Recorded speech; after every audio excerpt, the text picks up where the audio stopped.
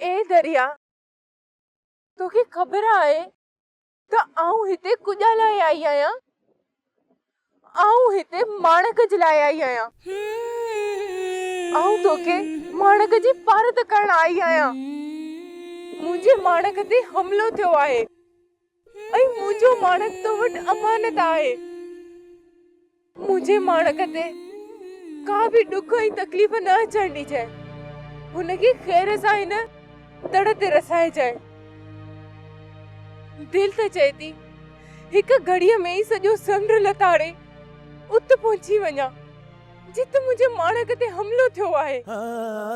उहा जाइ ॾिसां, उहे दुश्मन ॾिसां, पर छा कयां? समुंड में त को रस्तो ई न आहे।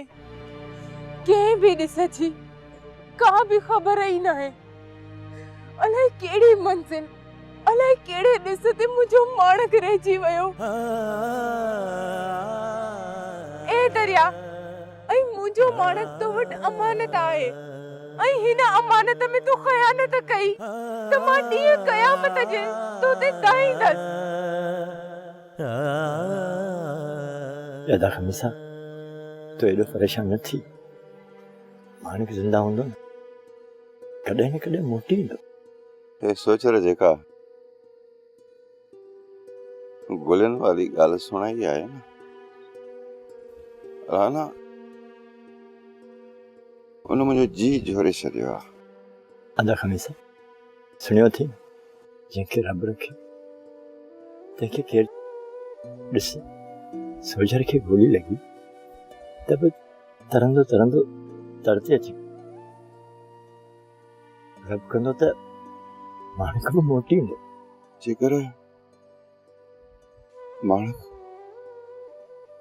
ज़िंदगी न बचियो हुजे त पोइ तूं त पीउ आहीं, तूं त अहिड़ियूं ॻाल्हियूं न कर। उथ, भाॼी राणी खे आथत ॾे। पाण खे अलाह मां आसरो नाहे लाहिणो। अदा खमीसा, मूंखे बि ॿिए मुल्क जा फौजी पकड़े विया हुआ ऐं 6 सालनि खां पोइ आउं मोटी आयो। चाचा तू परेशान न थी, मारो तू ज़िंदा हूंदो त पुॼी वञे। काका खमीसा, सरकार ने रिपोर्ट मोकिली। अलाह कन उतां भला जी ख़बर पई। सरकार जा हाल सरिया पिया। ये असांजा बच्चा हींअर रुलनि। आउं सरकार मां का बि उमेद कीअं नथो रखां। ऐं जे सरकार न कंदी त फलाई इदारे वारा उथिया आहिनि। ये रेडियो कार बुथियूं सभु हिकु जहिड़ियूं आहिनि। जे भाग भलो हूंदो न त माणक मोटी ईंदो। त ये रब जी रज़ा। पैदा खमीसा, तूं परेशान न थी। उठ, भाॼाई राणी खे दिलासो ॾे। असीं सभई रेडियो सुणूं था। जेका ख़बर अचे थी त तोखे अची सुणायूं था।